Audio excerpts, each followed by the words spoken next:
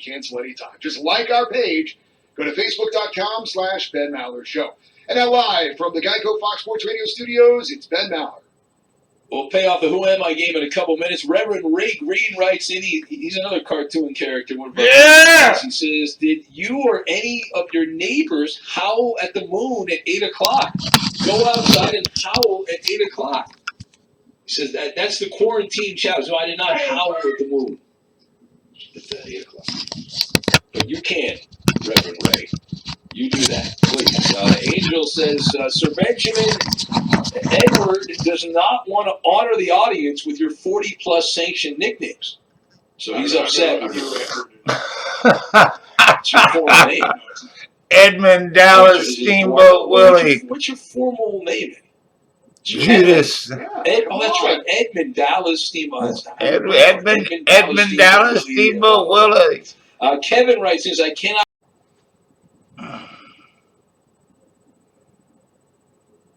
Questions for 5-0?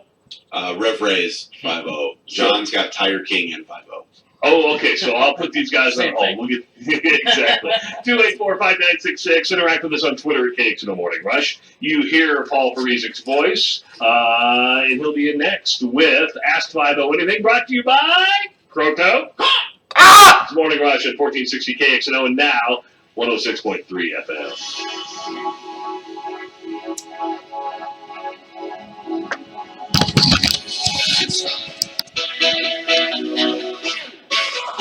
Yeah, visit fairway.com.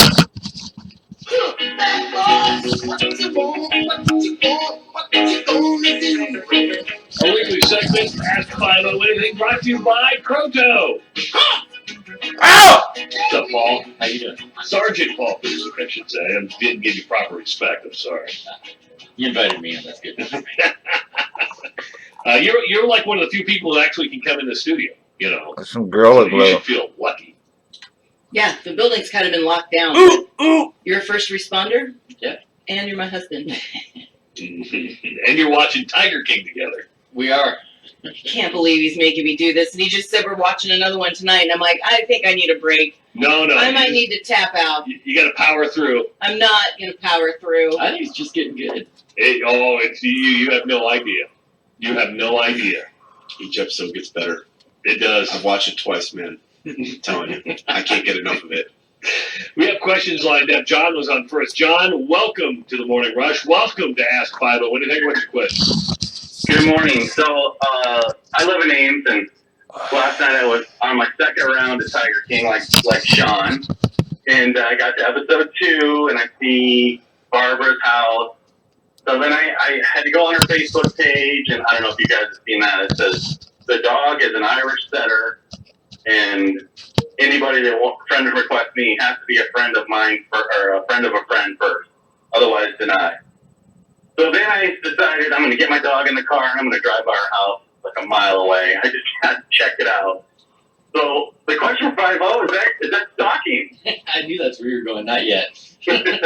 Sounds just curious, and I'm sure that she's getting more of that than she signed on for, too. Right, you want to talk about, I thought it was just some obscure documentary about weird tiger people, and now everyone has watched it because we're in a pandemic. She did say she's not getting paid at all for it on her Facebook page, but I was so bored I had to drive by. Wow. Thanks. Yeah. Thank you. Is he good? I mean, that's so creepy, but not against the law. Yeah, is she now a public figure? Because I think she is. Well, I mean, I really don't even know how to define that, but... I mean, you're a public figure. Heather's a public figure. I'm a public figure. Yeah. Sean is a self-improving public figure. What's up? That's the correct response there. You know what you're getting into when you sign on for that stuff. Except she didn't. I swear to God, she probably didn't. She was like... When she signed up to be interviewed by Tiger King, I think she knew what she was signing up for. Oh, yeah. You don't think you don't agree to an interview like that with the... I know she knew it was going to be seen. I don't think she knew that it was going to be the #1 thing on Netflix when literally the entire country is working from home and shut up during a pandemic, is my point. Well, I don't think anybody could predict that. Exactly. She has become an international superstar overnight. And I guess this should even say in the... I mean, this is like a worldwide thing. All right, we got more questions coming because I know 50's got to get some important stuff, and I've got an important question to ask him about Tiger King. Rev Ray, what's your question for 50? My question for Bio, good morning. I just wanted to kind of give the heads up that around 8 o'clock, something that's going on out west, things start out west, ended up in Iowa. Go out and howl at the moon at 8 o'clock. Woo! Yeah! So everybody's going outside and howling at 8 o'clock. The dogs are barking, the coyotes are howling, and you might get a call or two at the station. So Why are people doing this? Why are people howling? Well, just because the quarantine's driving them nuts. Well, it's better than shooting like they were last night, so they can howl all night. Word on that. Good day. Good Thanks, day. Reverend. Good day. 2845966. Troy, welcome to Morning Rush. What's up? It's pretty much impossible to follow the Reverend Ray. Oh! Search for thanks for all that you do, you and your staff, police, fire, healthcare. While all of us are trying to avoid problems, you guys are dealing with them every single day. So Well, that appreciate deserves a very fucking much. bong hit. I can't imagine Troy, what the thanks, protocol Troy. you have to do with one interaction, because I know you have to go to the hospital, intake, the jail, etc. I wanted to ask you, my question was, with the general public, are you still encountering people out there that just don't get what we're supposed to be doing because this is a new public behavior? We're supposed to be social distancing. Thank you. Take care. You bet. Yeah, we are still seeing that. I think, one of the things that's even more surprising as every day passes is that there are still some people who think that this isn't serious, or they're certainly not behaving like they take it serious. I think last night over on the east side there was a house party, and there's your first mistake. When you start thinking about packing a bunch of people into your home. And I don't know the exact size of it, but I know that at one point there were some uninvited guests who showed up, and so they started kicking everybody out, and shots being fired in the street. I mean, it's amazing right now that stuff is continuing to go on. But we are seeing some of those folks. But I think we talked about this last week, maybe a little bit, and I pulled some numbers yesterday. We took a look at them again. That when you talk about our patrol division, it's really the backbone of our organization. The workload, which is the calls for service and officer-initiated activity, is down about 14%. So one thing that tells us is that people are staying home.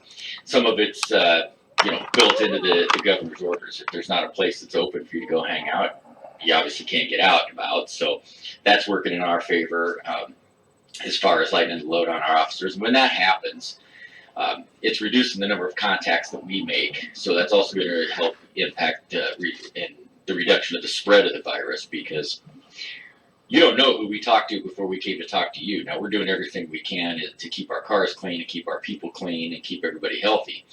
But we do know that it's a pretty pervasive virus. So the fewer contacts we have, the better off we are. So there were some things in those numbers that I think Heather and I talked about a little bit. They were a little concerning to us. There's one category that kind of stood out. That's the child in need of assistance calls. They dropped pretty significantly from like almost 50 down to below 20. And a lot of people would think that's a good thing. Yeah, when you see a reduction in something, you automatically think it's a good thing, particularly in our industry. But the concerning part about that is kids aren't in school. So is that drop in those calls related to the teachers and the counselors aren't putting eyes on them, aren't seeing those kids, aren't able to recognize that, hey, something bad happened at home, or this kid's not getting fed, or this. So that's one of the spots where we start talking about being good neighbors, and we really need the community to step up and just kind of, you're going to stand in your window all day watching the world go by, and keep an eye on your neighbors and let us know if there's somebody you think needs some help. We're still here, and we're going to stay here. So we're going to keep doing our job. We're just going to do it a little smarter. So you were featured on 13 last night, right? With about what you guys are doing for social distancing. Yeah. Melanie Mercado did a pretty good story there. So what are some of the things that the police department is trying to do Oh, to yeah. stay safe and healthy? Operationally,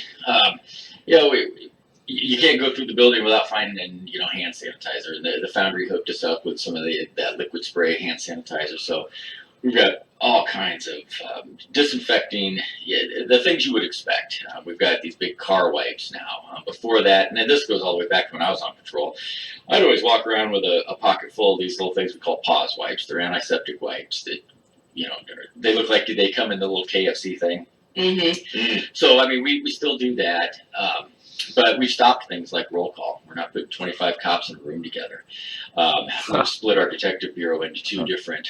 So, like, if you walk into robbery homicide, it used to be you'd see 12 detectives sitting there at noon working their tails off running their cases. Right now, we've split those in half. So we're running day detectives, night detectives. So if the virus does get into our building, or if one of our employees is impacted, we have to isolate or quarantine some people. We're not totally crippling our investigations bureau. And now we've got plans, and this is something that's I'm at the moon at 8 o'clock. Because we have plans to deal with people with communicable diseases annually for it. Actually, it's part of our annual in-service, and so we've always had a contingency to where what happens if our department gets sick or disabled or injured. A huge chunk of it, to where we'll transition to 12-hour shifts. But the whole idea is we're just going to keep those wheels rolling 24/7. So I do have a Tiger King question for you, and it's a legitimate one. So the sheriff yesterday announced that they are reopening the cold case into the disappearance of Don Lewis. So when a show like this happens, and there is a mystery and a murder like this, how beneficial is a show like this to pique people's interest? I mean, he hasn't been seen since 1997. It's like a Missing in the Metro. Yeah, that's exactly what I was going to say. It should happen in Iowa. They uncovered a fucking case in Iowa. Not Missing in the Metro, but we want to make sure the families understand that we haven't forgotten about these cases, and that these cases are still open, and that we want to solve them. These are the things that keep detectives awake at night. Now, when you generate that interest, I'm sure he got calls. I'm sure as soon as the Tiger King started playing and people started watching it and saying, "Hey, wait a minute, she killed that guy," and it'd be bad optics for one thing if he didn't take a second look at it. Travis, did they use the term reopen? Because all the cold cases that we've talked about on Missing in the Metro are open cold cases. They've never been, oh, this is solved or this case is over, closed. But in this case, had they closed the case on the disappearance of this man? I think it was forgotten. Yeah, I mean, it happens, right? It's human nature.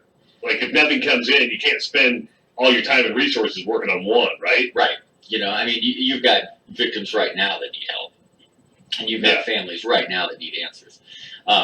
So I'm looking this up right now. I'm sure it was probably open. Maybe. Okay, they didn't say they were reopening the investigation. They're calling for Sparks' new call for information on Carol Baskin's missing husband. Yeah, and that's a nice thing, Travis, about getting the word out there and generating some interest in it, because somebody may say, "Hey, whoa, wait a minute, I remember something about that. Nobody ever asked me."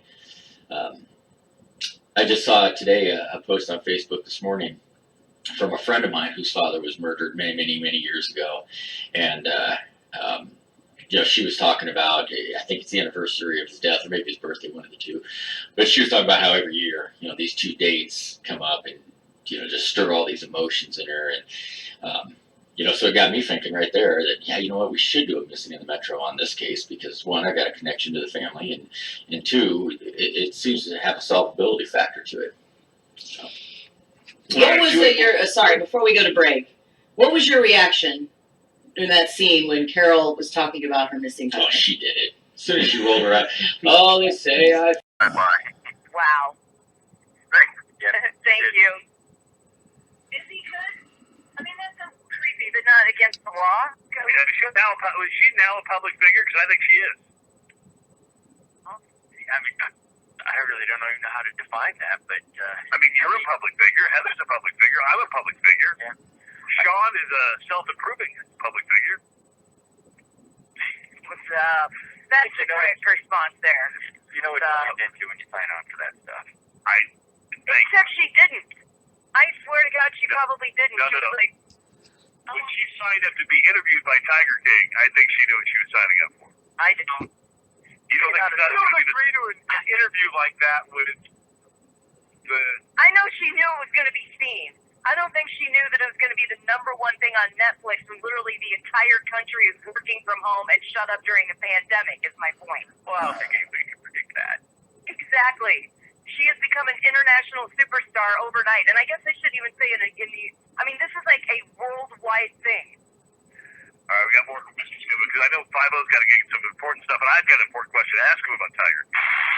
Brian, what's your question for 5-0? Well, my question for Vilo is good morning. I just want to kind of give him the heads up that around 8 o'clock, something that's going on out west. You know how things start out west, ended up in Iowa.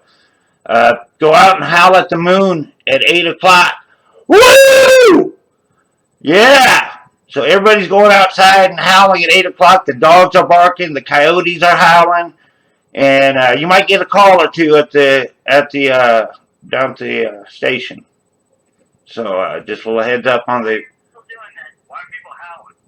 Well, just to because the quarantine's driving them nuts. Better than shooting like they were last night. Word on that. Good day. Thanks, Reverend.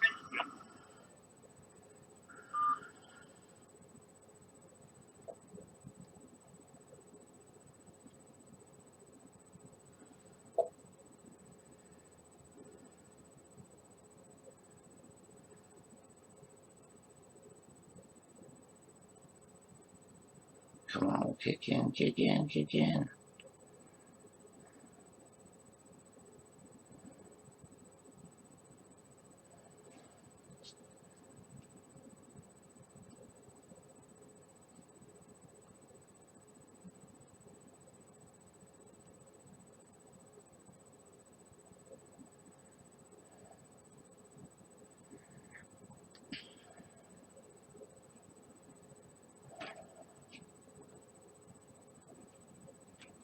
Oh, man.